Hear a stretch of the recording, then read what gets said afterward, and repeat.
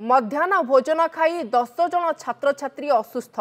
Titlagarh मुरीबाहाल block डेंगपदर उच्च प्राथमिक विद्यालय रे 10 जन छात्र छात्री असुस्थ हो पड़ते। स्वास्थ्य बिगिड़ू समस्त को टिटलागढ़ एमसीएच हॉस्पिटल रे भर्ती करा जायछि। हलदी पकाइबा बेले सर्फ पाउडर खाद्य रे पका जाइथिबा अभियोग। तेबे टिटलागढ़ मुरीबाहाल डेंगपदर स्कूल रे अघटन घटी। मध्याह्न भोजन खाई छात्र छात्री असुस्थ हो पड़ते। 10 जन अवस्था गुरुतर रही। समस्त को टिटलागढ़ एमसीएच हॉस्पिटल रे भर्ती करा जायछि। तेबे हलदी पकाइबा बेले सर्फ खाद्य रे पड़ जाइथिबा सूचना मिली। 10 जन छात्र छात्री अवस्था गुरुतर थिबा सूचना मिली। डेंगपदर यूपी स्कूल रे अघटन घटी सूचना। मध्याह्न भोजन प्रस्तुति समय भूल बसतः पड़ जाइथिला सर्फ एवं एहाकू छात्र छात्री को परसा जाइथिला। तेबे हलदी पकाइबा बेले सर्फ खाद्य रे पका जाइथिबा नि सूचना मिली एवं एही भोजन खाई 10 जन छात्र छात्री असुस्थ हो पड़िछंती।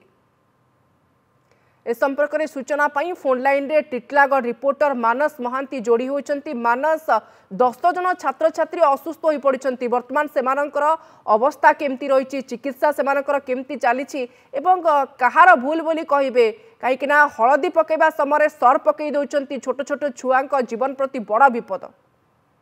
शुभश्री मुझे दर्शक मान अपडेट करी। प्रथमे आम जो न्यूज कवर करूँ यहाँ 10 संख्या थिला, एबेका संख्या बढ़ी प्राय 13-14 होती। आम एसडीपीओ एसडीएमओ सहित कथा होइतलु। एसडीएमओ भी कहते पूरा डॉक्टर टीम पूरा पूरी अलर्ट अच्छा। समस्ते छात्र छात्री मान स्वास्थ्य अवस्था परीक्षा करुँच। बर्तमान से कहते माने जेहेतु मध्याह्न भोजन समय जो पाचिका रोषे करते से किसी पकई देती। ग्राम लोक ग्रामवासी कहवा अनुसार ये सर्फ पड़ी किंतु वर्तमान डॉक्टर कहते यहाँ परीक्षा हेब, सैंपल ड्र हेब, सैंपल ड्र है परीक्षा हेब, परीक्षा है सठिक भाव जना पड़ो जे कौटी प्रोब्लेम अच्छी।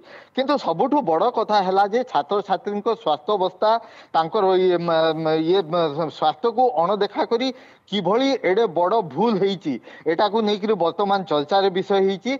वर्तमान पर्यंत 14 पाखापाखि छात्र छात्री स्वास्थ्य अवस्था परीक्षा सरी। 4 जन टिटलागढ़ एमसीएच रे एडमिट होकर वर्तमान ट्रिटमेंट चली। शुभश्री ए घटना रे तदंत आरंभ होइचा नाही एवं जो माने छात्र छात्री असुस्थ होइचंती सेमानकर अभिभावक माने कोन कहउचंती। मानस जदि रंधा समय एभली असावधानता किए रहिबे ताले छात्र छात्री मानकर निश्चित भाव रे जीवन प्रति बड़ा विपद रहुची। अभियोग पेरेंट्स कर किछि रहुचे बाबद रे ग्रामवासी भितर तीव्र प्रतिक्रिया रही। अभिभावक माने समस्ते वर्तमान स्कूल रे जमा होती प्रधान शिक्षक अन्य मान सहित पाटितुंड करुले। आने कहते आम छुआ मान तुम मान जिम्मे छाड़ू तुम मैंने खाद्य एत निम्न मानर आभली केमती भूल होची जोठी कि छात्र छात्री मैंने एभली खाद्य खाई हॉस्पिटल रे एडमिट होती।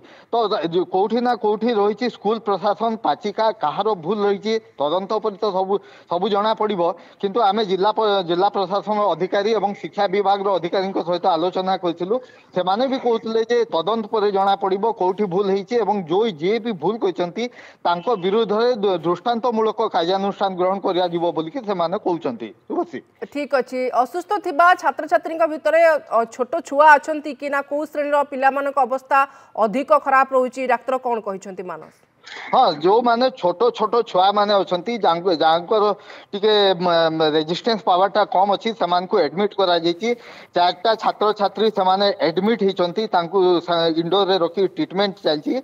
आउ बाकी जो छात्र छात्री अच्छी से स्वास्थ्य अवस्था को परीक्षा कला वर्तमान छाड़ी देछंती। ऑब्जर्वेशन मध्याह्न भोजन खाई 13 ରୁ 14 जन छात्र छात्री वर्तमान असुस्थ हो पड़िथिबा सूचना। टिटलागढ़ मुरीबाहाल डेंगपदर यूपी स्कूल रे एभली अघटन घटी घटना को लेकिन स्थानीय लोक मैंने ताती। आपन को अनेक अनेक धन्यवाद मानस फोन लाइन रे जोड़ी होइतबारु ए संपर्क रे सूचना रखिथिबारु।